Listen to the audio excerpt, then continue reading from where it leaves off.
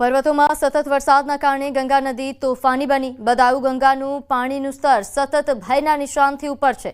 રવિવારે 2023નો રેકોર્ડ તોડીને પાણીનું સ્તર એ ભયજનક સપાટીથી 53 સેન્ટીમીટર ઉપર વધી ગયું છે।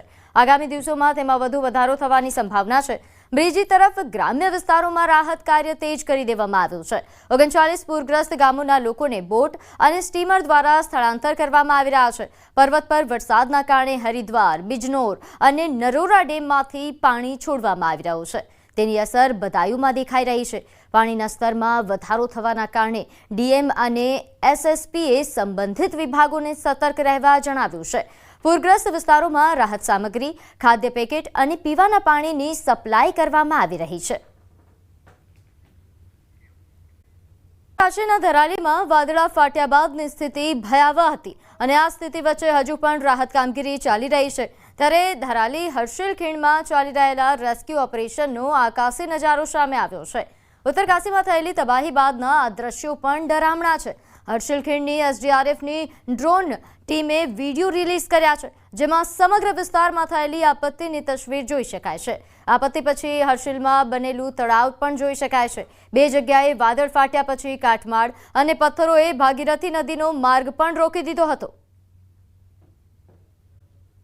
સારો વરસાદ ક્યારે પડશે? હાલ આ સવાલ દરેકને થઈ રહ્યો છે। ત્યારે હવામાન નિષ્ણાંત અંબાલાલ પટેલના મતે હજુ સારા વરસાદ માટે સપ્તાહની રાહ જોવી પડી શકે છે। જોકે ઓગસ્ટના અંતમાં મેઘરાજા ખેડૂતોને તૃપ્ત કરી દેશે તેવું પણ અંબાલાલ પટેલનું અનુમાન છે।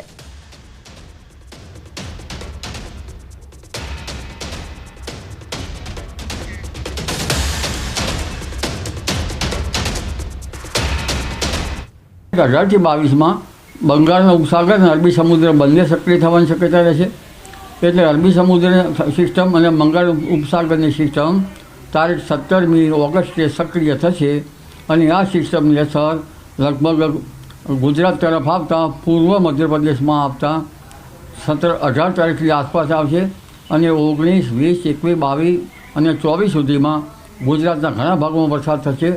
અલબત્ત કેટલાક ભાગમાં ભારેથી અતિભારે વરસાદ થવાની શક્યતા રહેશે, જેમાં આ વખતે દક્ષિણ સૌરાષ્ટ્રમાં પણ વરસાદ થવાની શક્યતા રહે છે, કારણ કે અરબી સમુદ્ર પણ સક્રિય છે। એટલે દક્ષિણ સૌરાષ્ટ્રના ઉના, મહુવા, ભાવનગર આ ભાગોમાં ભારે વરસાદ થવાની શક્યતા રહેશે। જૂનાગઢના ભાગોમાં પણ ભારે વરસાદ થવાની શક્યતા રહેશે। ગીર સોમનાથમાં વરસાદ ઓછો છે, ત્યાં પણ વરસાદ થવાની શક્યતા રહેશે।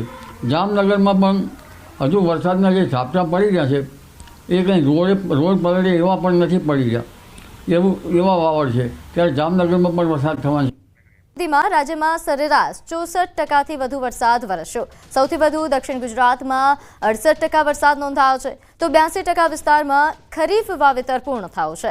રાજ્યના ડેમ એ 70થી 100% વચ્ચે ભરાઈ ગયા છે।